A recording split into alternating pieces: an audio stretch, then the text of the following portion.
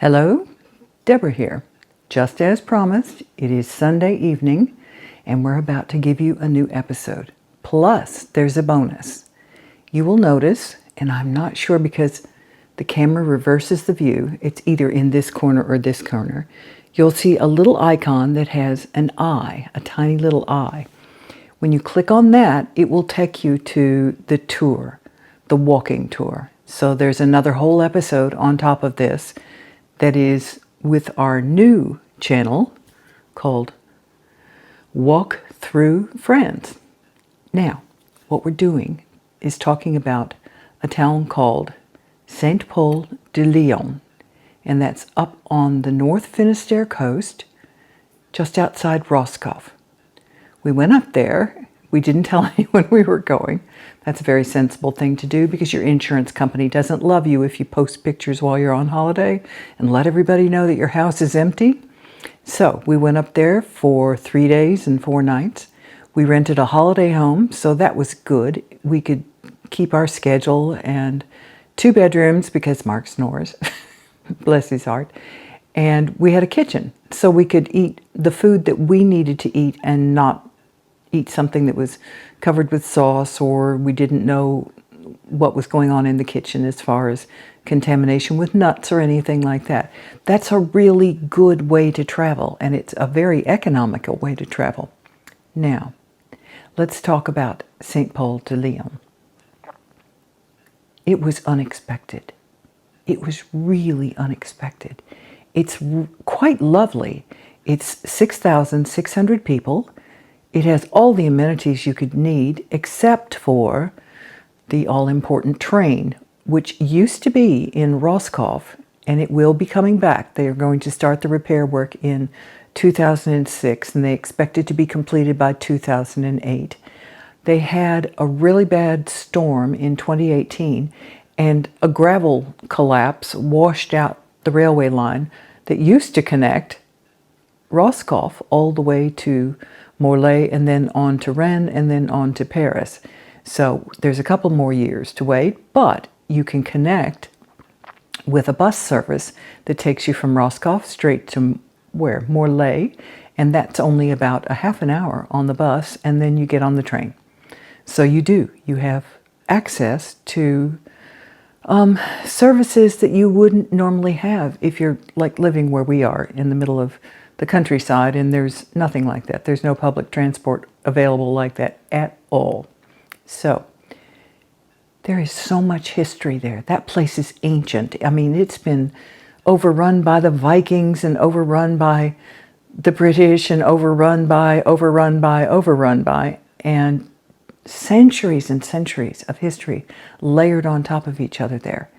And I hope you can get a feel for it as the walking tour progresses and you can go through the towns and see how ancient the buildings are. And the ones that you're looking at, the great big churches and cathedrals, they're all around 13th to 14th century, but they're built on top of what was there after they were knocked down or burned down by invaders.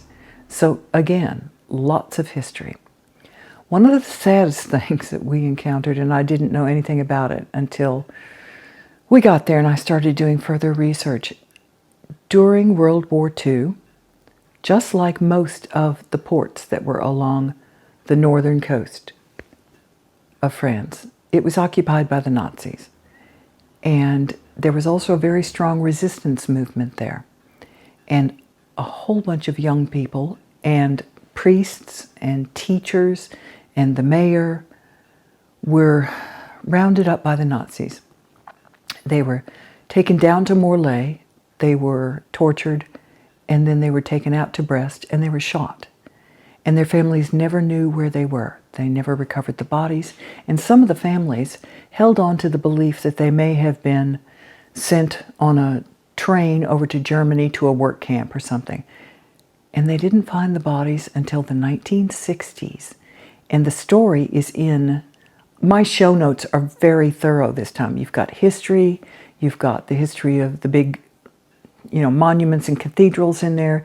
You've got the story of the people who were rounded up and taken away. There's an interesting thing that happened. last year, and it took them 2 years to make it, with grants from the government and grants from the local government. A bunch of young filmmakers, helped by faculty members of the college and consultants from other places, made a film, and it's called Summer of 44, Été 44.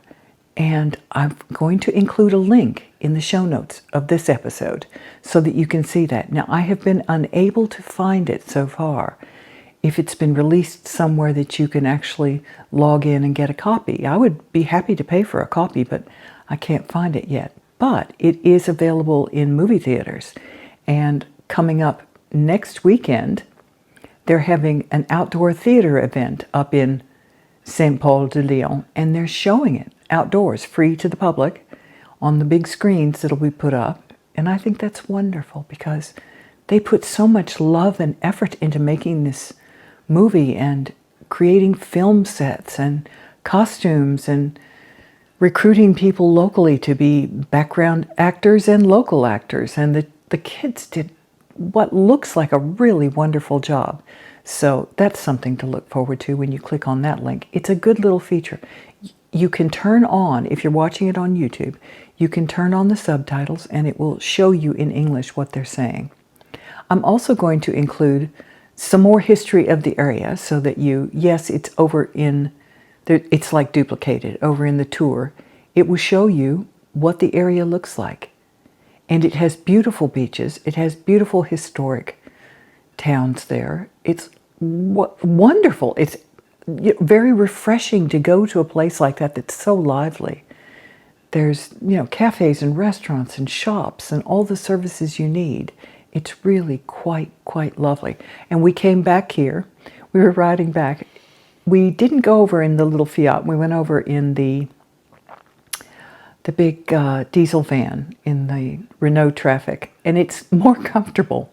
It actually is. You're sitting up higher off the road, so you got a really good view. But also the seats are more comfortable, and it's quieter, of all things, than my little Fiat. So that was nice. And we took the red mobility scooter, and I never ended up using it. Let me talk about Roskoff. There's going to be a separate episode for that because Mark went over and filmed a lot, and when he took me over, I just said, oh no, let's just drive through and have a look at how pretty it is, and we'll come back in the autumn or the winter. The place was absolutely heaving, just so full of people. Now, the Brittany ferries, and I think there's another ferry that comes in from Ireland, land in Roskoff. So that is truly a coastal town with a port where people land. Hello, here we go. So you can hear what time it is that I'm filming this. And in Roskoff, as I was saying, every single cafe was full, shoulder to shoulder, and the cafes were just lined up, all facing the sea, all facing the harbor. So no, that was not desirable. We drove slowly past all the sidewalks, and they were, the foot pavements, they were just loaded with people. They were, jostling each other as they were walking down. No, we don't enjoy that much congestion. So this is one of the reasons why we really enjoy off-season travel. The trip to Saint-Pol de Leon was not like that. There was no jostling on the sidewalks, and it was just as lively and quite pretty. So we enjoyed staying over there. That was a very good decision. Is there anything else I meant to say, Mark? He's looking at me. He's tired because he's had a big overnight trip on his bike, and he's come back, and it's kind of cold and rainy today. I don't think so. No? Okay. All right. Just wanted to check. But yeah, so we have lots of things. I've still got backup footage to be dealing with and editing, and that takes so long. It really does. It takes so long. And I hope you enjoy what you're going to see when you click on the little eye, wherever it is, in whichever one of these corners, and then you go to the episode. May I say, yet again, thank you so much. You have done comments, you've asked questions, you have participated, and this is wonderful. You've given us so many likes that the YouTube algorithm now knows that, oh, maybe there's somebody worth paying attention to. So they keep pushing it out and sharing it with the world. And we get more subscribers and we get more activity. And we're growing as a channel. And I love that. I absolutely love that. So thank you. You're helping us. And we hope we're helping you with showing you the kind of quality of life you can have if you retire in France. I don't know if it's everywhere like this, all over France, but this part of France is not hot. We're not miserable. We're a little gray and gloomy sometimes with rain, but it's so soft compared to, well, if you like baking in the sun and you don't mind skin that looks like a lizard, that's fine. You can go and live in the south of France, but no, that's not our cup of tea. So we'll keep providing you with more information. And we have lots of things in mind for the weeks, the months, the years ahead. Just keep following us, keep thumbs upping us. We really appreciate that.